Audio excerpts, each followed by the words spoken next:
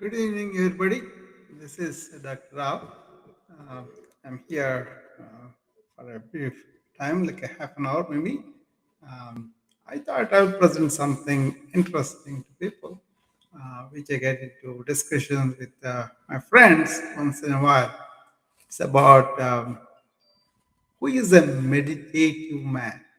You know, is there something like that, or is it something we imagine, or is something beneficial for us? Okay, in the evolution of the man, we have people, who think little, and then people who think a lot, or who think rather deeply, and who philosophize things. And there are people who are really connected with extrasensory perception, but then there are many people nowadays, they do meditate and get the benefits of calming their mind down. But is there a man that is meditative all the time? Yeah, there are. And there is a state like that too. That's what I wanted to present to you guys here, and see where that leads to. If you have any questions, or you want to participate and you are in that state of meditative, please come up and tell us about it. And I certainly am going to tell you how I have come to that understanding, and how I'm reaping the benefit of um, meditative. As you know, I'm a internal medicine doctor, so that means we were taught, um, medicine in the Western style in India also.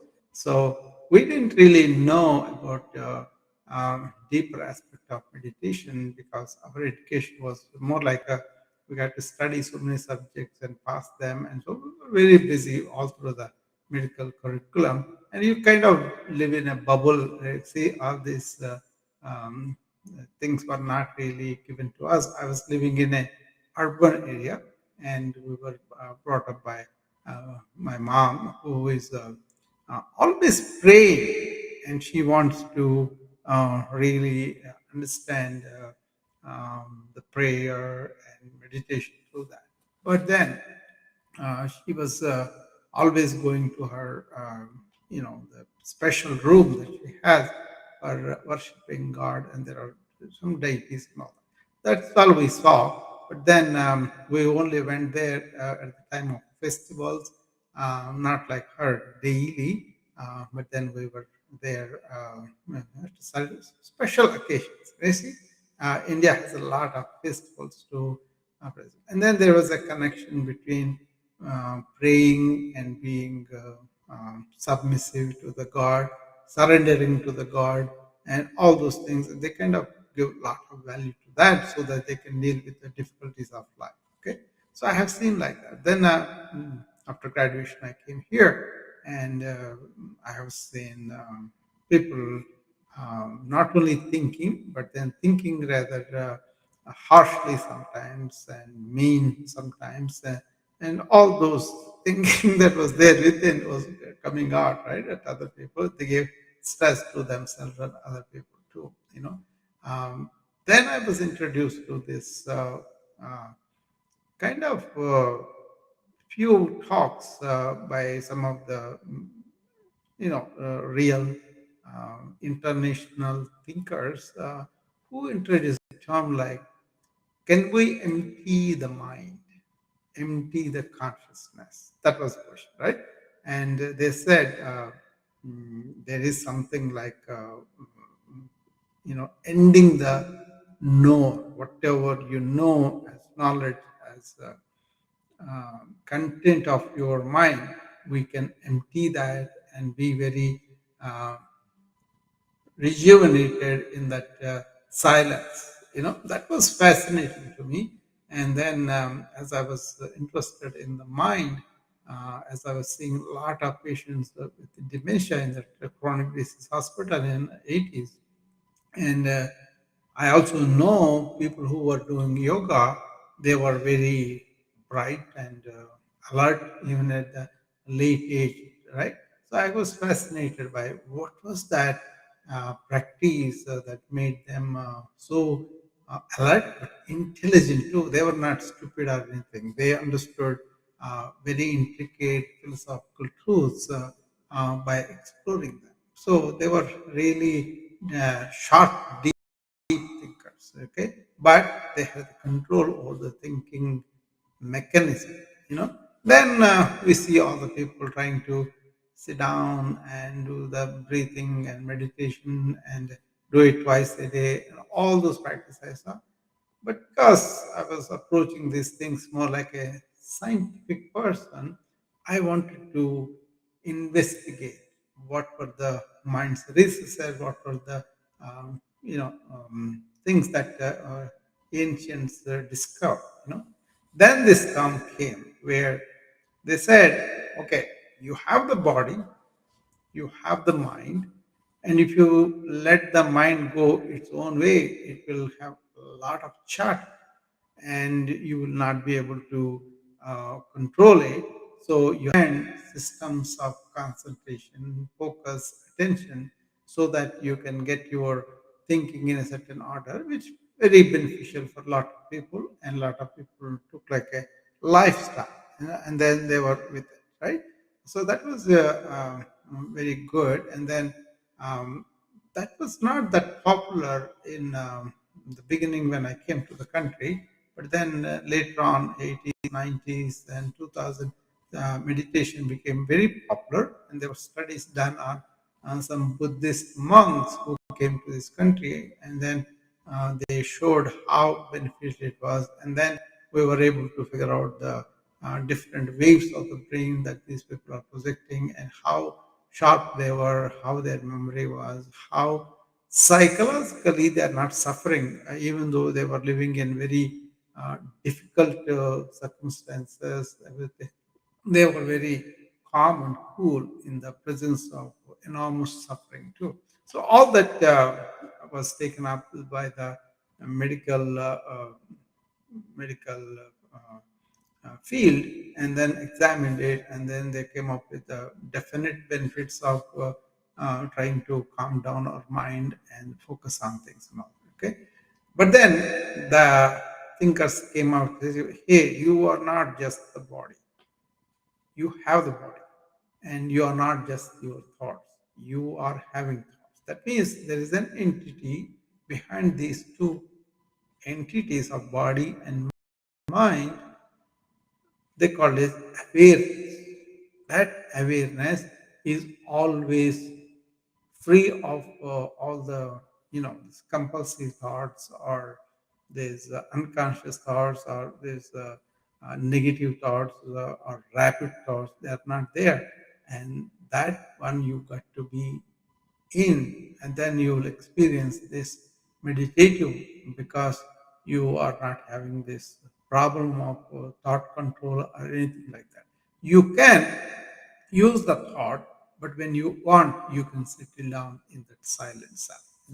That is what I'm talking about. Okay, and that's real, that's very beneficial, and kind of nurtures you, and gives you really break from this constant noise, right?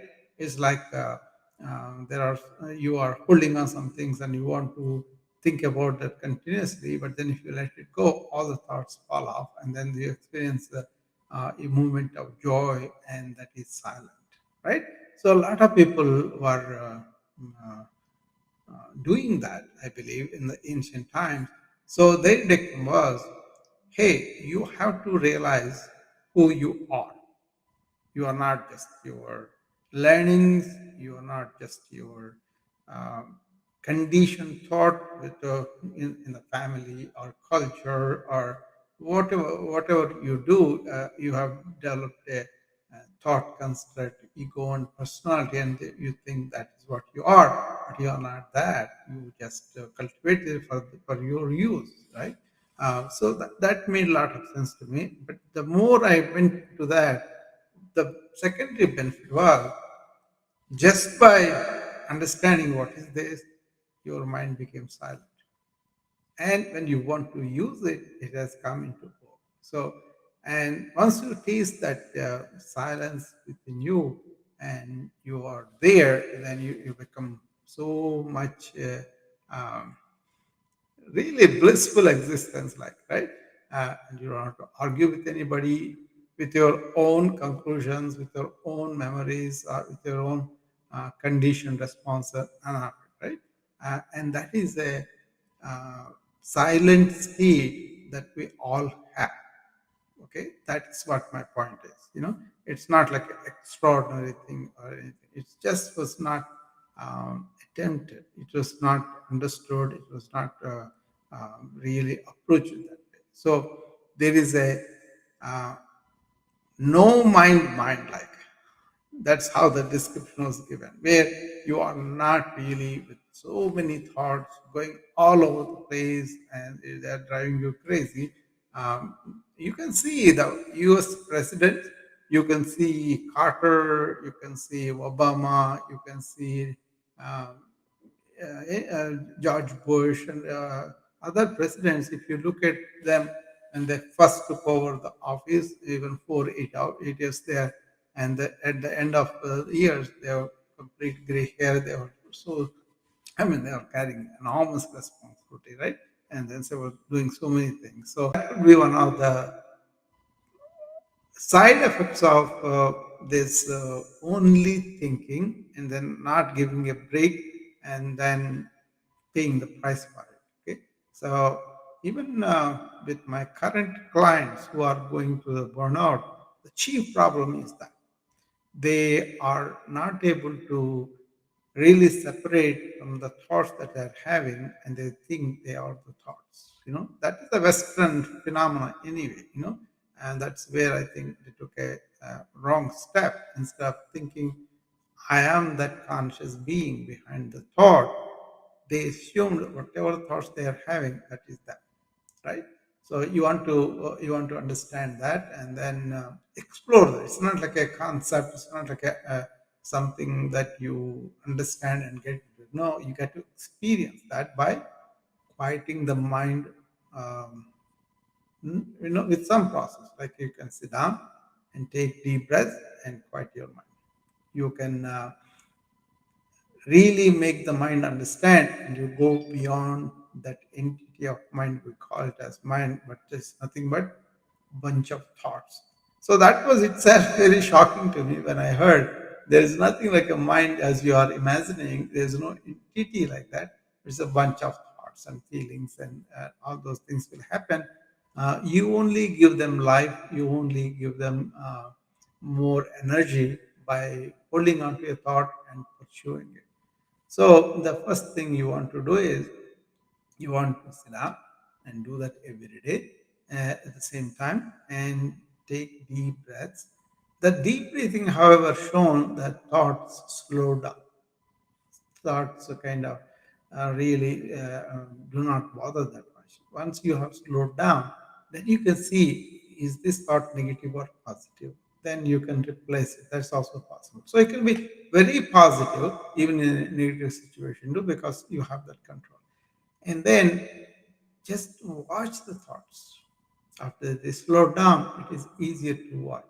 As you watch the thought, that watcher is the real you, and that watcher you try to be. You're already that. You don't want to invite more thoughts. Just be with it, and then you will feel that there's no need for meditation as a whole. Okay, so that's what I wanted to present to you. I hope it made sense, and it made uh, um, some inspiration from that, because I don't people with anything cheap, but then what I do experience is that silence is very nourishing. So what happens is, suppose you see a friend of yours, you don't judge them or condemn them or anything like that, because you are really connected with the thoughtless, choiceless awareness that they have and we have to. Once you are connected there, then you are all equal at that particular awareness, right? And once you are there, then it is very, very easy to see if suppose they are very irritated or activated or triggered by thought. You can see that what is happening. Um, you don't take a punitive attitude or a blaming attitude. You understand, okay, they have this thought problem, then you can easily isolate them. That's why what they said, you can isolate the sin from the sinner. So you don't blame the sinner like that. So there's something just to use. I don't really believe in the concept of sin at all, but you can be virtuous too. But basically, what you are is the silent self. That self has these thoughts coming up, and it can see the origin of thoughts coming, and the thoughts having a career, and then they are kind of going off like a wave in the sea.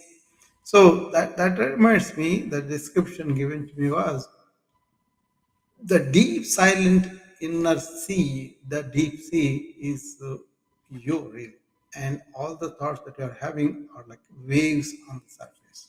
So you don't get caught up in the surface waves, then you will experience the deeper silence. Okay, so that's what it says. I see some friends of mine here. If they want to come up, I will invite Blaze because I know her. So I haven't seen her for a while. If she wants to come, she can come up. Yeah. So that's a. I was very about it because it's not something happens every day so hopefully people uh, will understand this. Okay. Uh, the thing is, nowadays, information overload, enormous amount of information coming and attacking our senses, and then we kind of react to them, and we kind of some amount of our energy goes off towards those enormous information, which all of it you may not need it, right? You need the summary of it, you need the essence of it. Basically, information is all not wisdom. So you want to filter it out so that the wise things only you want to operate on. Otherwise, there's gossip, political or cultural, or there is so much fake news, they call it these days, right? Information that is not right. There are even scientific journals, some of them are not really reliable because they have uh, so much mischief in the academic scientific journals too. We all know that, but that's why we have our ways of seeing what is the real paper that was of genuine research, and what is uh, the data, and how much is the significance of the data. Because you can say 90% when only a couple of cases are there, or one case is there, there's a 50%, but if it's like a only two are negative, then it's a 0%. It doesn't matter because it is play of the words, right?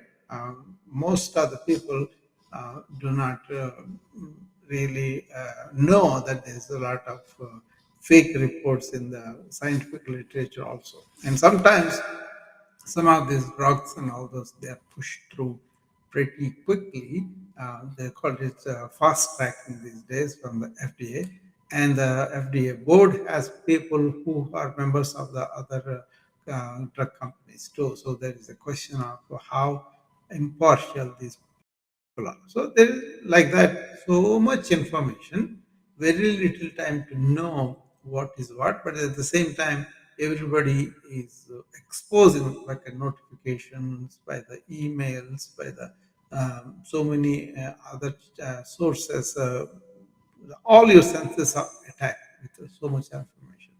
This is a problem because when you're crowding your mind so much, then when the time comes that you have to pay attention to something very important, a lot of people are not able to do, and that is causing anxiety or real concern for them too. So understanding how to use our thought efficiently. Understanding the bad effects of our information age is a current need. Okay, I'm involved in that, and a lot of people don't understand the problems till they become neurotic, till they become really paying a price for them. Okay, and all that they don't know that's happening to them. For example, you get up in the morning, you can't be away with the phone because you have to first take the phone, and then the whole thing of thought stream starts, and it builds on itself. Then you are exposed to so many different things, right? Like your market, like your work, like your people, uh, close friends or children, whatever you're doing, all those things. So sometimes people are not paying attention to the real life issues versus what they're absorbed in a social media like this. I do my social media exposure in my spare time. I don't do it like a something you get to do it. I am compelled about it. No, if I spend some time, if I have a topic I want to present it, I'll come and say my piece and then rest. Okay, so if I don't do it, I don't feel like, oh, I'm not doing it. But if I do it, I also do it with full heart and full concentration. So that kind of thing is being lost because the kids especially, they cannot keep the phone away for a while. They have to have the phone. Right? That has become a big addiction to a lot of people too. And we see the other end of this kind of exposure where people are not able to sleep. That's a very, very, very common complaint that come to me. And people are not able to have good relationship because they are not listening to each other, and then that leads to a lot of misunderstandings, and then sometimes serious problems in the relationships, right? Especially IT professionals, because they got to carry this laptop or a smartphone or iPad, whatever it is, all the time, and then they don't have like 8 to 5 and then relax.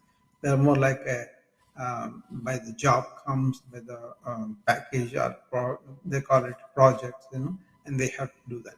So all in all, what is happening is there is so much of information dished out through various channels, and we are absorbing them without really having a uh, format, without a framework when we want to use it in a certain reasonable way, and also leave some time for the mind to recover, allow the deep sleep, good enough deep sleep. So if you are drinking coffee, tea, alcohol, all these stimulants, or smoking, all these are not good for your, natural reticular activating mechanism of the brain. And then people really dream, and then they are not able to sleep all through the night. They get up in the middle of the night, and then they can't go to sleep because their mind is active and going through. I had a friend who was the CEO of our hospital at one time. I think it was in the early 2008, I think. That's when I met her. And we were implementing EMR in the hospital, and I was the informatics lead in the hospital, and she was the CEO. So we worked very closely. And she told me that she was doing so many meetings every day, and she was not able to shut down her mind.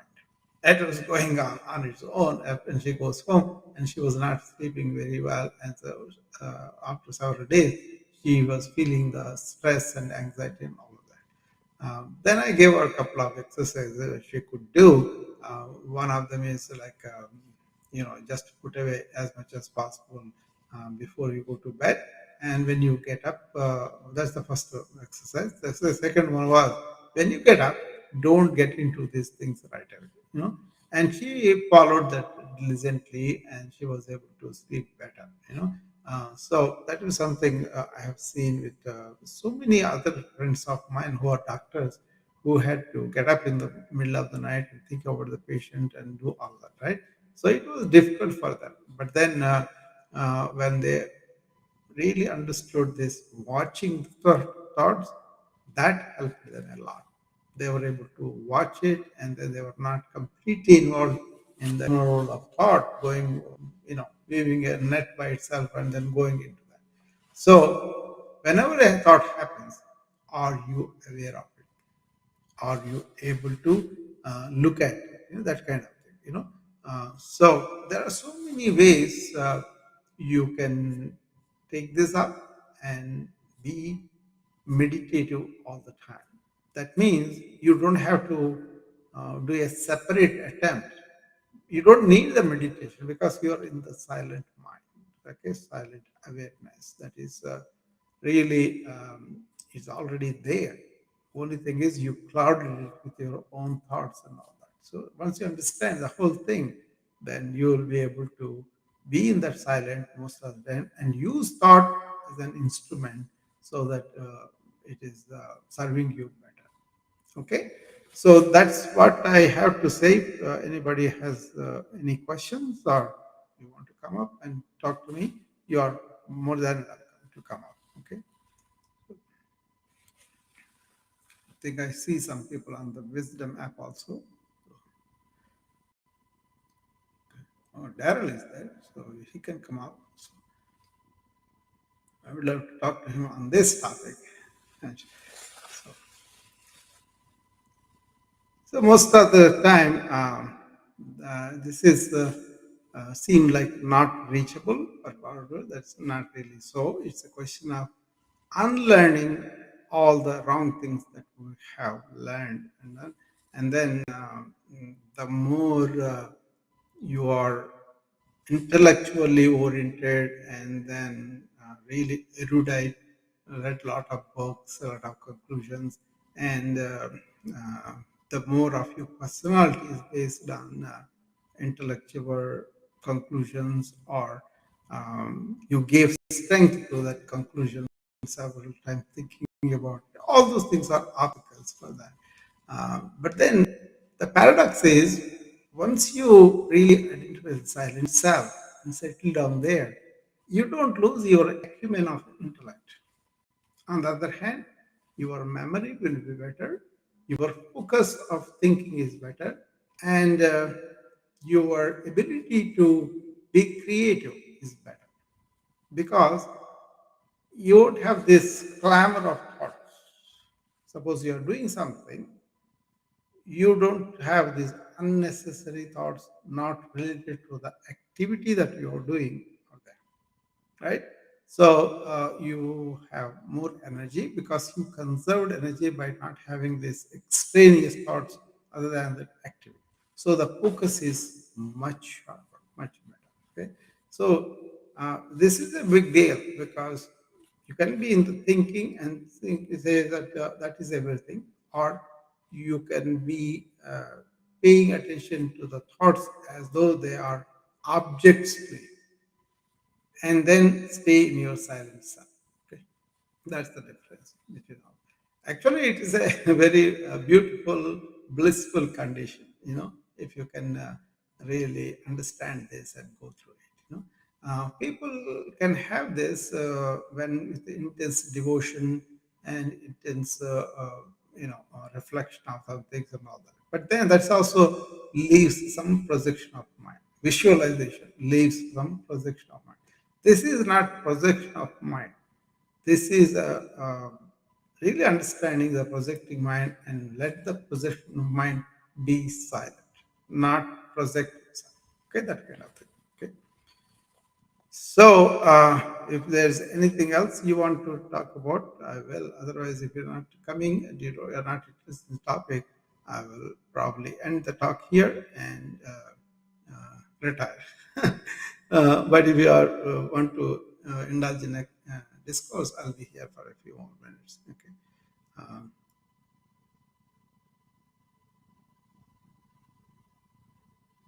okay. Anybody wants to come up, or if you don't want, then we'll close this. Okay. Um, there are a couple of people in the clubhouse too. I wonder they want to come up.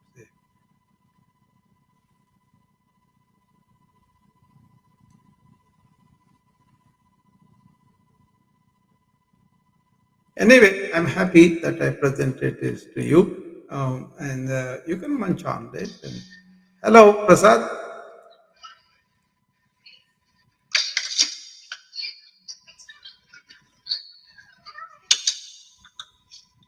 Sorry, noisy environment. That's why I'm Okay. not coming up. But it was an interesting thought, really. Yeah, it is. We have so much experience on that. It's kind of intriguing, Yeah. why we do the same kind of SHIT when you know what the outcome of it. I think we are not aware of it. You see, we are not really led into this. That's the mistake they do. And then we kind of think. I felt like that. So I am thinking so many things so deeply. So I thought I was doing properly. But then this formation of samskaras, vasanas, which is described in yoga science, uh, that is something points out that yeah, thoughts are happening to you. You are not thoughts. Then the simple you are, the easier it becomes. Our problem is we cannot be simple. We have to say, oh, I read this, I understood this, and then we go into that. So by definition, the more erudite you are, the more it is going to be difficult. You got to be very simple back. So Ramana Maharshi taught a lot of things on this, which were very significant, I think. Many people are really studying and understanding him. He said simply, just be. To be is your destination, for example. To be that, you got to destroy who you are. He means the personality, ego, and all. Not destroy in the sense take it away, but understand its role and transgress that. You know, and that is very, very. Actually, it is very simple if you are not coming into this way. It's already there, but we kind of imagine. You know what I mean? I know. Yeah. In fact, it's a very small book. I don't know where I picked up, probably somewhere in Chennai or something. Yeah. Who are you? you know, Who but am I? Who am I? Who am yeah, I? Yeah, that's true. yeah, I've read it so many times. I've read it so many times. I mean, it's so. I mean, the way his thinking is, Yeah. it was beyond his time, I guess. Um, Oh, no, it was there, Prasad. It was there, the ancient India. But then, so what happens is Ramana realized by himself. He did not read anything. He did not really go into the subjects of it. Then it happened to him. And one theory is maybe he had in the past lives he has done a lot of sadhana. That's why it happened to him spontaneously. But you know what it is? It happened to him, and he stayed in that all through his life till the end. You see, but we oscillate between that. That's why this meditative practice, what's called mano nasha, that is something is done by people who are self-realized. Okay, and Ramana didn't have to do it, but he said something very, very, very shocking. He said, "You all can do what I did. Only you are coming in your own way." So that kind of gives us hope. Okay, yeah, we can do it. But then once you are there, then it leaves again. This is so simple. Why did we complicate so much? true, true, true. Yeah, Also, I mean, see, in the real world, right? yeah. There is some kind of blacklisting, right? The Mm, people let someone smoke, someone drink, whatever, right? mm, They are blacklisted. But mm. however, someone may not be having any of these bad habits, but he might be corrupt. Yeah, He might be bad to his people at work. He might yeah, be bad to his family. He might be bad to his, yeah. some people. So I don't know. They still think that I'm clean. Mm. So there are contradictions. Yeah, it's I the don't know. question of your own inner spiritual, whether you are agitated, anxious, depressed, whatever it is. Only you know. Nobody else will know that, right? And then they may see the effects of that irritation all coming out. But basically, how much spiritual you are, only you will know. You know. Then, if you can slow that down, then you will come to this silent place where that is felt and it comes No, very true, very true. In through. fact, what you were saying was uh, what we inherit. Mm, Because I have a close friend of mine, he was my classmate, all mm, the way from 11th until my engineering, all that stuff. Right? He was my colleague too. So we have a long association. He's one of my best friend. mm, Uh, his dad was a school teacher. Mom was also a primary school teacher. mm. Unfortunately, everything, every tragedy happens in their home. Ah, mm, Uh, the brother dies early, mm, sister never gets married, then mm. she commits a suicide, Oh, this guy is still not married. When I mm, look at all of kind of, he works for a great company, yeah, Fortune 500 company, and makes a lot of money. All that is fine. A good guy, mm, no bad habit. yeah. Why it happens to them? It should be a karma, they inherited from somebody in their in their That's generation. very telling. I will tell you one lady's story that will help us to really understand. This lady, her name is Surinagama. She wrote her own personal encounters with Ramana Maharshi when she was in ashram, right? She was got married off very early, like in her teens, right? At the time, they were marrying off children also, right? And then that groom, who was the older man, he dies on the day of the marriage, on the night, first night itself, right? And those times they are not allowing remarrying or anything like that. So she was always crying and all that, and her father dies and all that. She was almost alone. Then she gets the chance of going and meeting Ramana Maharshi because he was in that ashram, right? Then she decides to stay there, you know. And why she wants to stay there is in his presence, all these thoughts going on in her mind stopped, right? He didn't have to say anything because he was so silent most of the time. People around him reported this quite a sage that was there with a silent mind. The minds that are agitated or working a lot, those slow down or stop completely. They experience that, She experienced that. That's why she felt the divinity like, and then she decided to stay there. But one thing she did, good thing was, she documented every day that she was there in a form of writing a letter to her brother who was away from that. So I know those letters. I read that even though she was a very normal, I think practically not literate that much. She knows how to write in Telugu, but otherwise she was not. But then she writes all the experience that she had, and there were really profound truths that came out through the simple writing.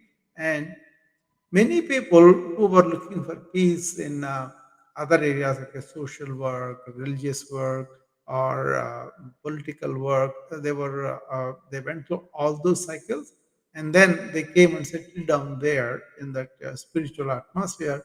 They were able to understand their own minds and calm themselves down. So a tremendous tradition and then history there, and then these are documented from Upanishads downward, right? And only thing we did not look at them and then explore them. I wish people would take a look at them. I'm very fortunate that I have taken a look at them. So that was personally beneficial. So I walk around with a blissful silence all the time, which is very good, right?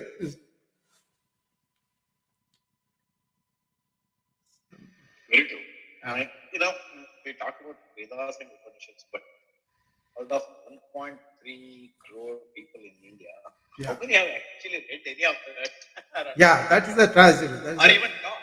Yeah. Even taught. Yeah, it's very tough because I was in India for 27 years. That's when I graduated and came up here and to United States. But they are available now, and people, if you're interested, you can investigate and find the right things and then read them. But more than reading them, It is what did you understand? What is the truth in there? Is that allowed in your life? See, they have three steps, they said. First, listen what they are saying. Then, once you listen to that, then you say, okay, uh, what is the truth in it? Is this really truth? Do I have a doubt? And then pose that question and find out the truth by yourself by investigating. And once you are convinced that, see, these things are not there. People don't listen anything anymore. And also, they don't take a personal investigation, right? And then they don't allow the truth that they already know to be reflected in their life. They have some explanation, something they say, and then go. India has a lot of those things like a karma kanda, then gnana kanda, like that, right? But people are stuck with the karma kanda, thinking that if I do this way, everything will come like that, right? But if you really look at it, they are. They will grasp it if we present them or invite them to investigate. I'm not saying I'm going to teach. What I'm saying is I'm inviting people to investigate and find out. There are a couple of other people are here, our friends. Okay. Um, Yeah, I totally agree with that. yeah. I'm part India. Yeah. See, I have it's I'm 27 now, and I've seen people when it comes to meditation. Yeah. Few years back, this is something kind of vague for people. People who is doing meditation and all, they kind of think, hey, he's doing something. It's not something. It for them it is like it's not normal. Yeah. He's doing something Yeah. else. Okay, that was the situation few years back, but definitely, I'm for sure. I'm finding people in India Yeah. nowadays. See, I'm working in a corporate.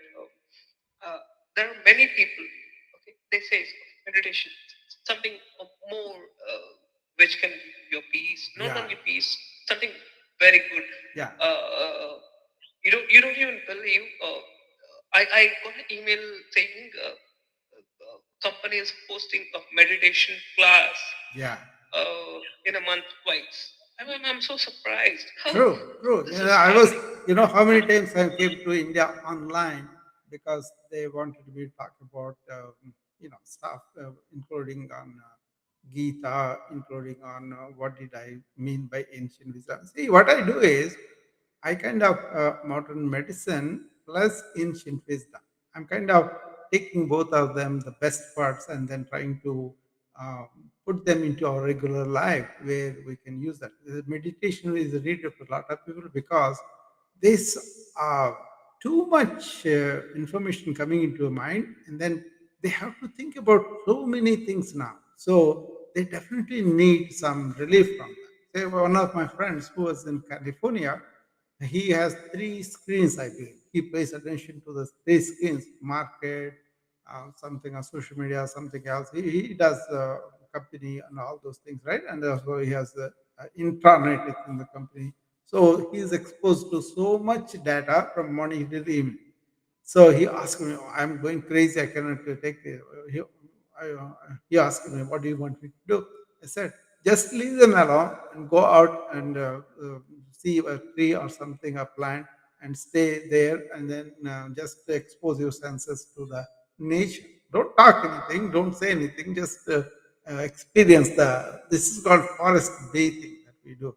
And he did that. He thought that was such a wonderful thing for him, and he wanted more, and he wanted to understand.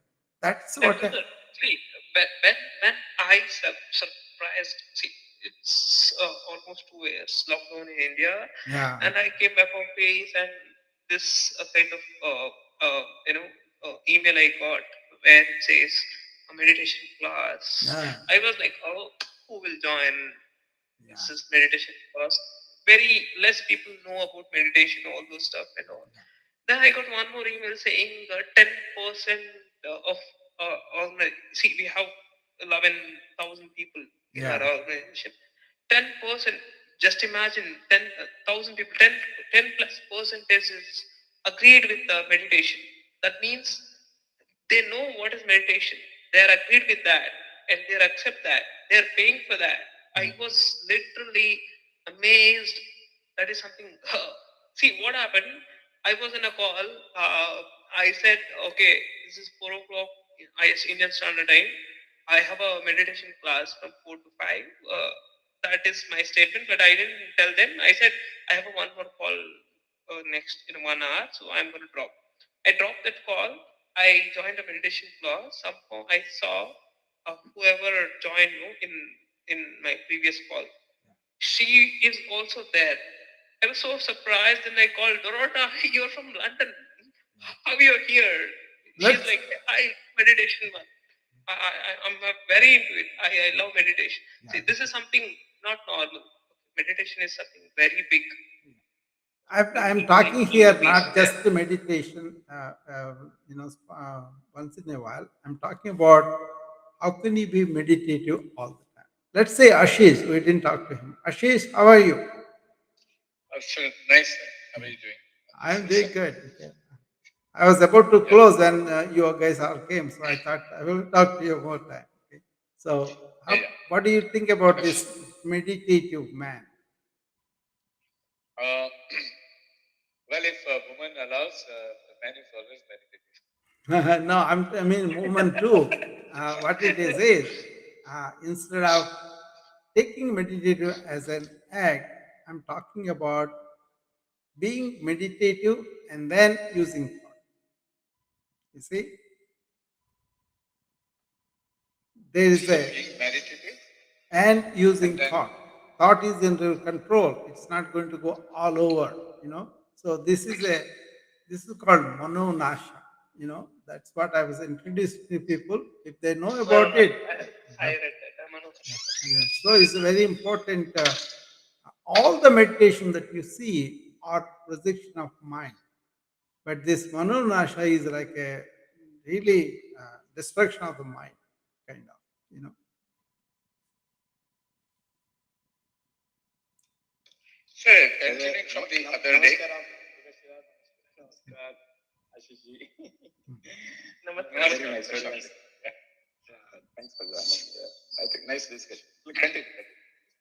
Yeah. So, Doctor, the other day we talked about the usage of the speech, right? You say get silent and then Yeah, yeah. use of the speech should be. And then I thought we can extend further, right?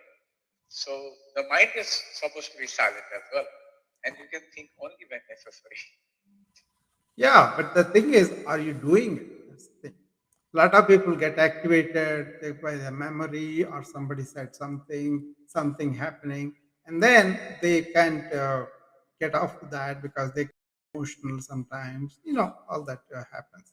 So this is a need I'm seeing with the people that I work with. So first they come, they don't have any concept of meditation, and then we teach them just to be concentrating and really watching the thoughts, slowing them down. And see, the aim is to go to one thought. That takes with the different people in different ways. Very few people get it right away. And then uh, they do this for several years before they can understand how to really touch that silent spot within you. It's not having a concept, it's having an experience of it. Is that there or not, only you will know within you. you know. So it is like a home, right? There are a lot of places on the earth, but you have a home, Yeah. and that at the end of the day, you go there. Similarly, thoughtlessness is a state that at the end that is where you need to go. That is That you. is a concept. Yeah, that Right? is you. Yeah, that's And it. derive it. Yeah. Yeah, that is you. See, we mistake the thought construct, everything is us. But is this silent state or silent, self, that is you. That is what our Upanishad, Bhagavad Gita, everybody tell you who you are. Vivekananda said this so many times. If only knew who you are, you know, and that is the mistaken identity takes on its own life and forms it, and then later on we got to struggle to get it back to who we are. Actually, using the home thing, Ashish, there was something Ramana Maharshi said. Suppose you are in your home already, like you are in the Ramana Maharshi ashram, but you think you are not at home and you want to get out and walk for 500 miles and come back and find the Ramana ashram and say, oh, this is my home. Our state is like that most of the time because the silent inner self is the real us, and then we kind of cloud it with a lot of this acquired thoughts and feelings and all that, and then they crowd like they say this self is self luminous, so it only covered by the ego and personality and the thoughts around it. Once you understand it, then that Swayam Prakash, that self-luminous thing opens up. Actually, that is the one which lights our mind and everything, but you don't know.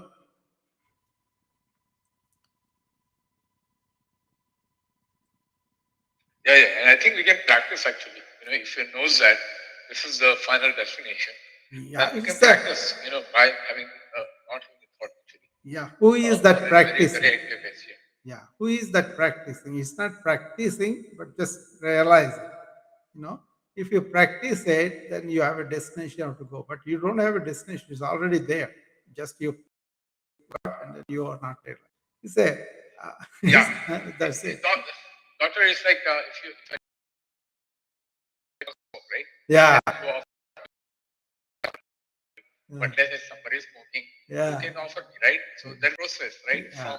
From an entity which is providing me thought. Exactly. And I say just no to the thought. Exactly. So that power of saying no actually should be with me. Yes, that is you. That's what That it is is. it. Yeah. Yeah. That's it. That intuitive self, Ashish. It's not we mix it with thought, but it is actually you can feel it. Your eye that you feel it is always the same as a child, as a young man, as a later on. You feel that you are there. you know. So, but we cloud it with thoughts. That's the Yeah, and the cloud this could be negative or positive. positive as well. Yeah, yeah. It could be both the ways. It doesn't matter. Thought eventually. Yeah, it's all thoughts. Yeah. Krishnamurti talked a lot about this. Ending of Thought is a book. I would recommend you guys to take a look at it if you did not read it. He kind of exposed You're talking about Jiddu Krishnamurti. J. Krishnamurti, you know. Uh, he was remarkable for me to understand uh, the effect of thought on us and how to end the thought. And at the same time, use that effective. You know, it was very difficult to understand and then live it. But once you live it, it's so blissful. You say, why did I not think about this? Why didn't I see it like this? Afterwards. So the same. with the thought, I have found two kind of thoughts. Positive thought, you want to create something new. Yeah. You want to enjoy, you want to build something. You And know, thoughts are not so positive. Yeah. You actually just want to remove those negative thoughts. So No, that is your mental effort continues. yeah. That is called in yoga Pratipaksha Bhavana. When you are negative, you turn into positive. That's okay. But still you are in thought pattern, right? But what they are talking about is understanding the faculty of thought and ending it as it happens. He points out a tree on a meadow. Once you see the tree, you feel like how beautiful it is, right? And then you don't end it. You go back to somewhere and then you want to remember it, the picture of it. And that is what he says, continuity of thought. And there you are missing the moment that you are in, you are imagining something. Okay. So Krishnamurti exposes beautifully limitation of thought and how to really be in the present in the meditative moment rather than caught up in the network of thought. He has a book also called Network of Thought. That was also a very famous book. So one question, doctor. So if I tell my kids, let's vacuum the room actually, and they say, I will do when I want. And then I had asked some teenager girl, or maybe it's a bit surpassed of the teenage age, maybe around 21, 22 on the clubhouse. I say, what is the meaning of it? I said, those kids are in the they actually enjoy that particular time that they have, their moment, and they don't want to listen to you in the moment actually. And this is the newer generation thing as well. And then they will do vacuum whenever they actually want it. So they will know that just ask it to be done, but they don't want to let the current moment go actually, whatever they're enjoying, right? So they will not obey an order or whatever. Because, You so know, is it the same thing that what they're doing? As you yeah. say, being in the moment or something of that nature you said. It's not about worrying about others. It's like seeing where we are internally and then going. See, they said something very stunning statement to me in the ancient wisdom. The purpose of the human mind is to turn inward and realize this true self, you know. And then they said, once you realize that you are in real bliss, and once you touch that, you won't go for the external things that easily, you know. But whereas we are not familiar with this inner bliss, that's why we go after all sorts of outward. And that's what happens when you are young and all that too. But if the culture is different, it would have been different. Now, see, even here, corporate culture also, people are trying to calm their mind and really understand how to be without all these addictions and all that, right? For example, that's one another benefit is I don't have any single addiction, including thought, because this is so blissful and so nice. Actually, it feeds on itself, and then you say, I'm so happy that I was able to identify this and really be in that, you know. And the more you are reading, like people like Vivekananda works, or Shankara's works, or Ramana's, or any of these people, you will see how many thousands of years they went inward and researched this. Okay, that's where the modern scientists are going now. But lot of modern science is arrogant to think they know everything. But that's I call this kind of ignorance of the mind. It doesn't know what it doesn't know. The people who are caught in that, they can't really understand this. But this is not like done with intellect. It's done with intuition. Uh, Doctor, people who, let's say, look inside and not outside, right? And yeah, so are they not useless people from the perspective of the humankind society? No, that is a mistake, No, because okay, that's a mistake. Yes. yeah, because Why it's a mistake? it's the consumer attitude that you have to have something out of it. But you know what?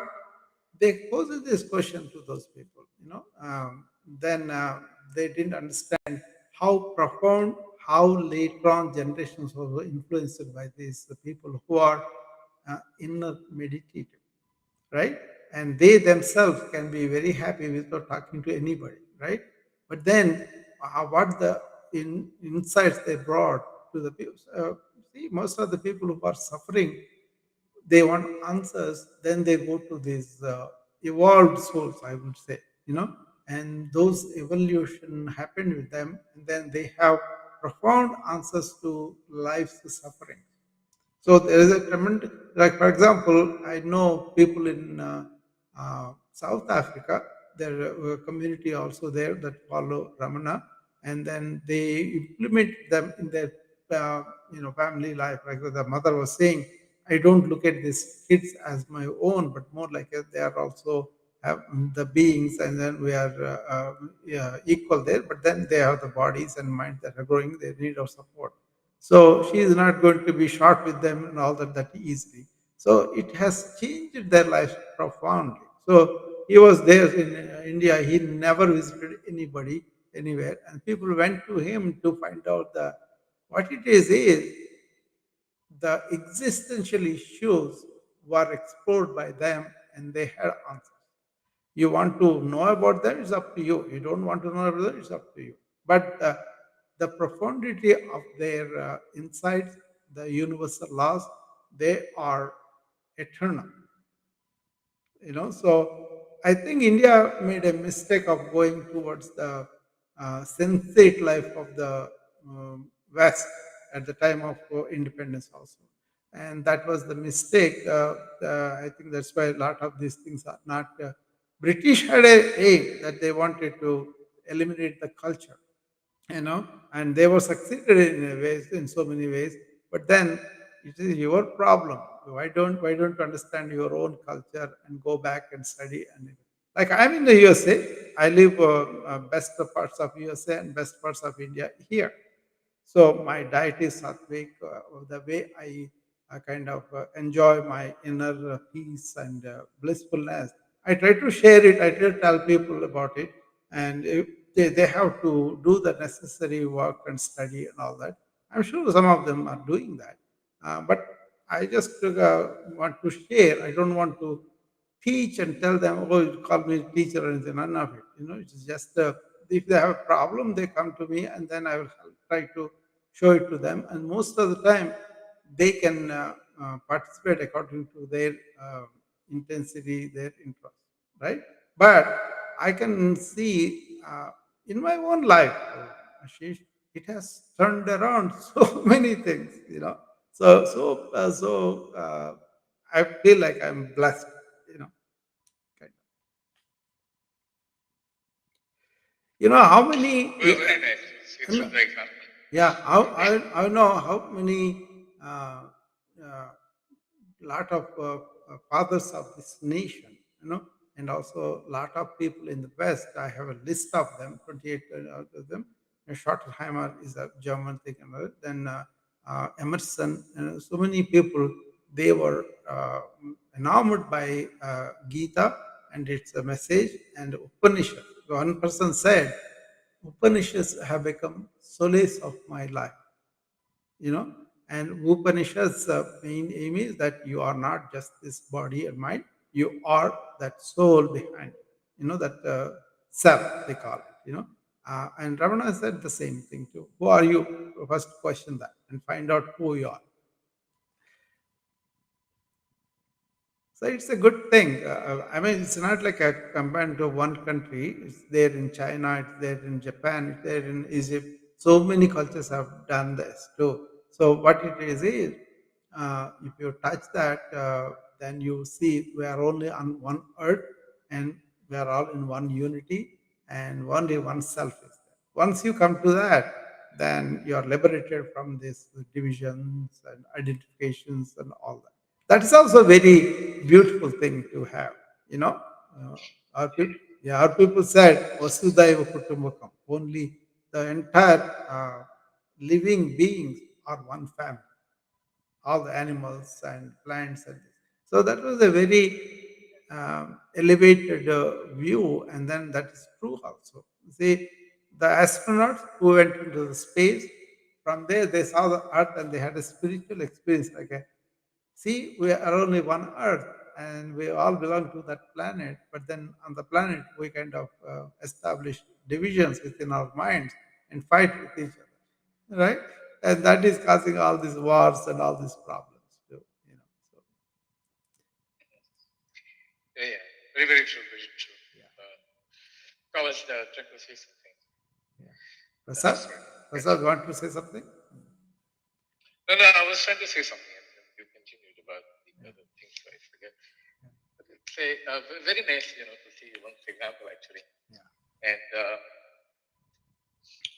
if one can talk to oneself actually for an extended period of time, Mm. uh, is it not the sign of madness? I mean, okay, so here I'm not putting my perspective, right? It's about my perspective of my being from others, right? So that you can understand if the practices can be good or bad. I mean, I have found very great insight actually by talking to myself. But then, would I be missing the word? No, At no. least from the eyes of others.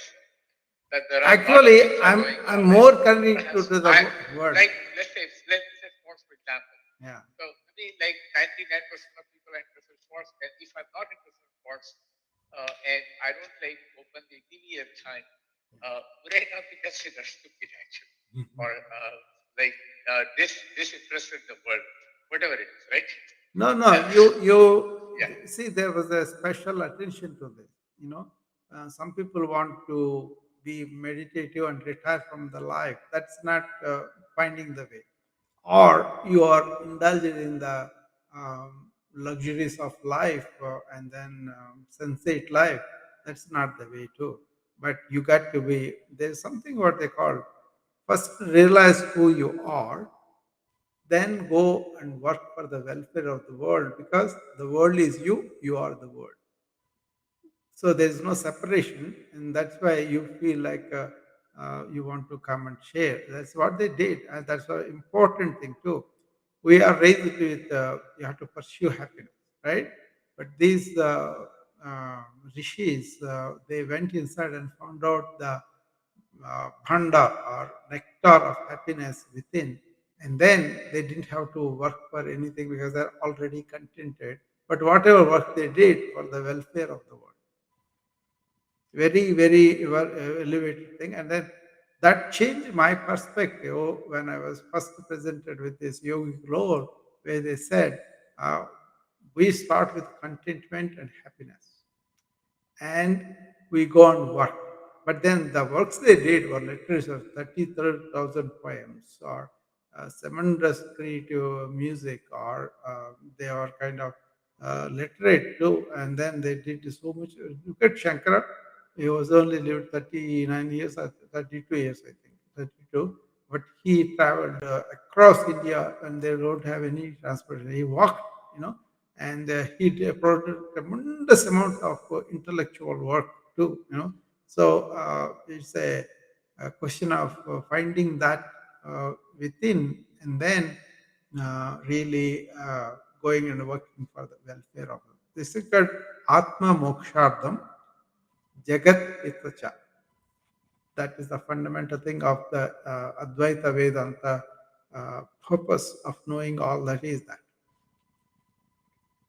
So is it like a natural law that when you start to consume, you start to create? Now, there is the No. need for consumption. That's it. Do you have to have the need for consumption? Some people, that's a desireless state that is also there because you're already fulfilled. Do you know that Purnamidam Pajam, Ashish? No, no, it's not. No, no. I don't Take know. take Like, it out. Take it out. Purnamidam, Purnamadam. That is perfect. This is perfect. And from perfection, perfection has come. That is a very important poem. Actually, I gave a lecture on that. I think it's on the YouTube too, which was like a full hour. I talked only on that poem. That is so profound.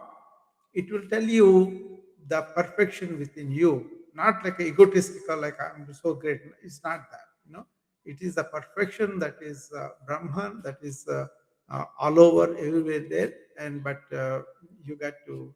Uh, it's like a screen, a movie screen that plays the movie, but then we identify with the movie and forget about the screen. So Brahman also, it has to be there for our life to happen, but then it's not connected with what movie is happening. It's not affected by it. You know? So to be in the Brahman is that Brahma Muhurtam in the morning. You know? But you know, in that they say the perfection has created the perfection within you, and so even if you separate the perfection from the perfection, it remains the same. That's the essence of that poem. And once you grasp that, then your chattering mind, your superficial desires, all those fall off by themselves. So, anyway, I think we talked enough. It's time for me to sure, leave. sure. Yeah. Prasad, are you okay? You have any other question you want me to talk about? No, I think we covered everything. Okay. You have. All right. One thing is from corporate standpoint, multitasking versus mindfulness, right? Yeah. These are contradicting things because probably 60s, 70s, the US, that was predominant. And that became a predominant thing in India too, 90s and early 2000s. Okay. But now we are getting back into the mindfulness. Yeah. That's a good thing. But it's not everywhere. one of our VP was Yeah, I have a friend here on the wisdom app. I was in a meeting, like he was asking me, can't you multitask? Then I was laughing myself. Okay, guys, I'll see you. I have a guest here on the wisdom app. I'll have to talk to him. Okay. Hello, sir. Hey, good evening. How are you doing? I'm doing very well. How are you? All right, I'm great. I have a question. Yeah. What do you do with it? Well, it's a state of who you are, which gives you serenity, peace of mind, and acceptance of everybody else, and really be sympathetic, empathetic, compassionate. All this becomes much easier because you ended up not this judgmental or assertive thought, but rather than in that spirit which is really accepting everything. First of all, you are peaceful, you are serene, you are happy, contented, blissful. See, this who is that mind that is asking for some benefit versus the mind that is silent, how beneficial it is. Right. So once you come to the realization that Yeah. There's nothing to gain, there's really nothing to worry about. Yeah. You got it all. Everything is there. Just observe it. Yeah. No, you can also deal with them much more easily because you are having this uh, quiet mind. So you think clearly also, you see things clearly and as they are, and then your actions will be more of a response rather than reactions, you know. So that way it's a very healthy situation also. The people who are self-realized are the highest health and they live longer. Right. Okay. But what do you do with it?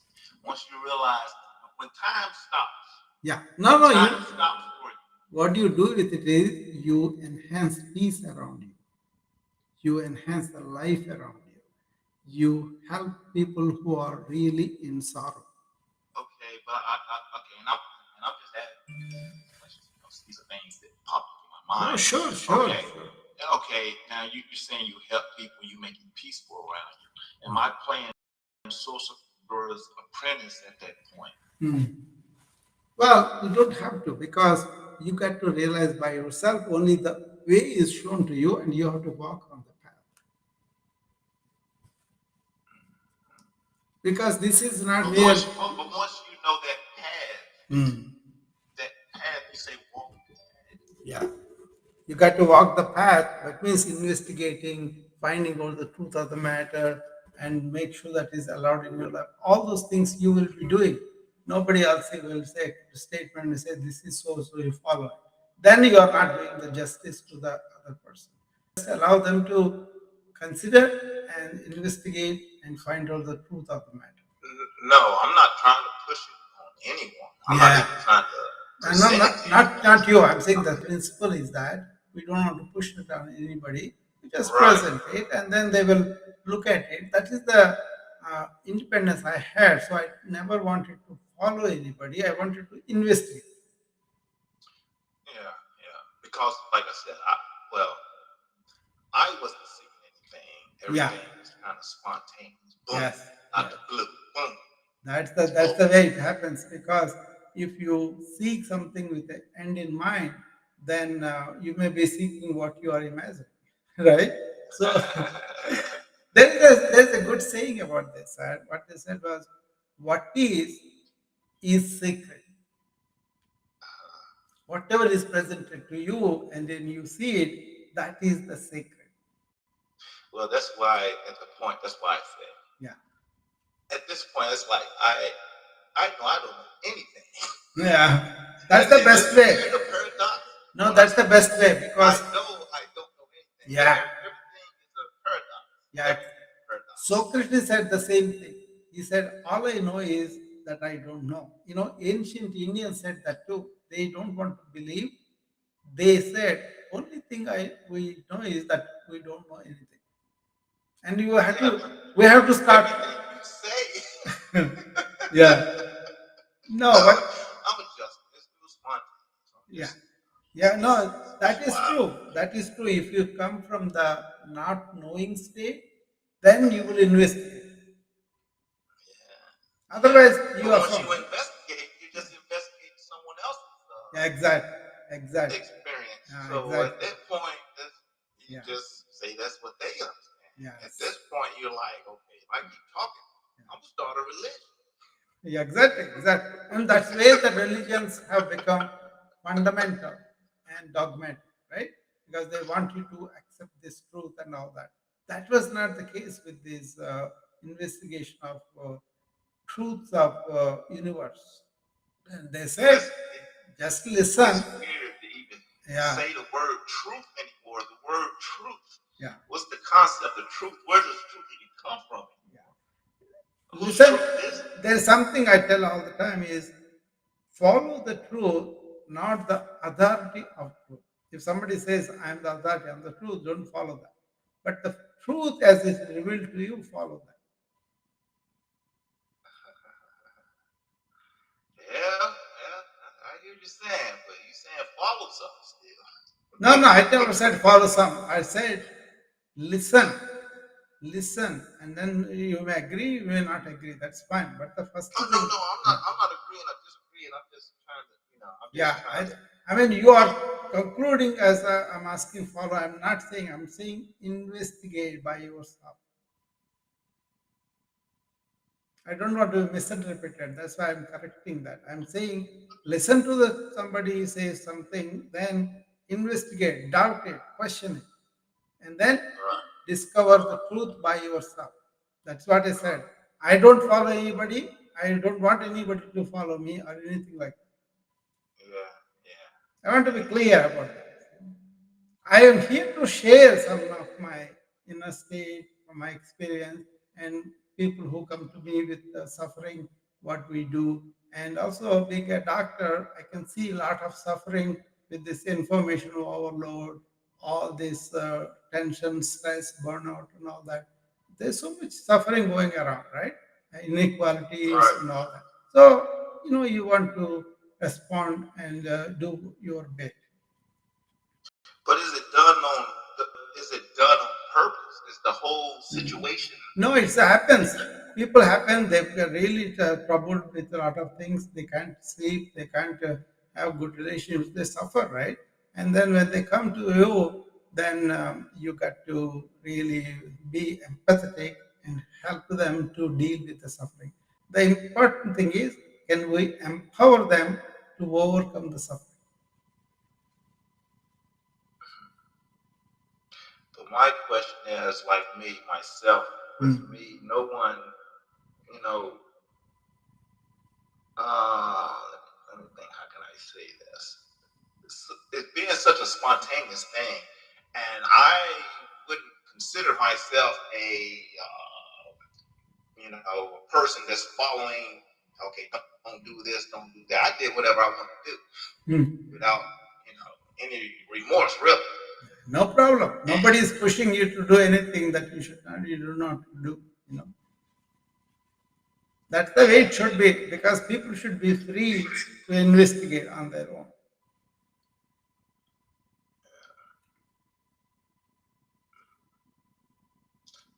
Right. Anyway, I wanted to introduce this because everybody run, run, run, and then they stop and meditate a little bit. The way to be quiet and calm and meditative in the sense of really not needing unnecessary thought. And that state is very beneficial. That's why I wanted to introduce, not that everybody will get it right away. They got to do things on their own. So it's not something you can give a pill to somebody. you know. Right, Yeah. right, right, right. Yeah. It's wild. It's not for everybody. No, it is not. It's a very tough thing to understand and to really be in that state. You can imagine you are in that, but then only you are responsible. You may say, I still have a lot of thoughts. I still I'm stuck with a lot of past things, or I'm really projecting something into the future. Nobody is here and now. That's then you are in the Right. flow state. Whatever you do, you do in flow state, you enjoy working like that, and then that is a lot of energy conserved because you are not wasting your energy on unnecessary thoughts. Right, right. But once you get to that point, get to a certain Yeah. I like I saying, where you don't want anything, you don't need anything, you're not, Yeah. But you know what? This state is the one, whatever you have to know, you already knew. Whatever you want to attain, right. you already attained. Whatever you want to experience, you already experienced. So that's a very highly evolutionary state that people can aspire for, and that is not given by somebody, but they will have to do their own work and then go towards that. It's a very blissful thing. It's a very Oh, it's a beautiful thing. yeah. It's at this point nothing better. Yeah. Nothing. And, there's nothing that Yeah, that's why I always say I'm really blessed to be introduced to that and able to touch it. So that's why whenever they ask me, I tell the true statement. I am blissful because I don't have the mind going all over, and that's what it is. I'm blissful. They think, oh, he's kind of weird, but it's really true. So, what do you do? Right? Where are you from? now, when you say where am I from which level of existence are we talking about? No. I'm just wondering whether you are in United States or somewhere else, because some people come from other places too. That's all. So curious. Well, like I said, I haven't figured out where I'm from, Yeah. but I was born in Kentucky. Kentucky. I'm in Iowa. I'm born in India, but I settled down in Iowa. So yeah. Sometimes the time factor also there, right? Some people from India, that will be early morning for them. But when I talk to the morning, they say it is the night. That's why I was. Uh, Yeah. no, it's just certain things happen, and Yeah. you're shown certain things, and then some people call it an experience. Yeah. I'm like, no, I didn't have an experience. Yeah. I was shown that I'm having an experience. Yeah. This is an experience that I'm in now. Yeah. That's why what is sacred. Whatever, if you can be with what is without the past memories or future imaginations, if you can be with this moment, that is life actually. Because everything this else. moment, Yeah. We just had that conversation. Like Yeah. the memory and your imagination. Yeah.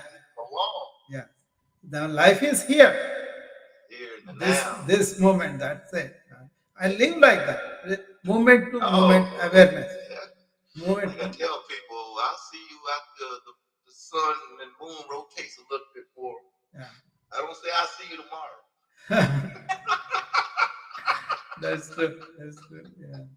Yeah, moment to moment living. That's what is it comes down to eventually. So.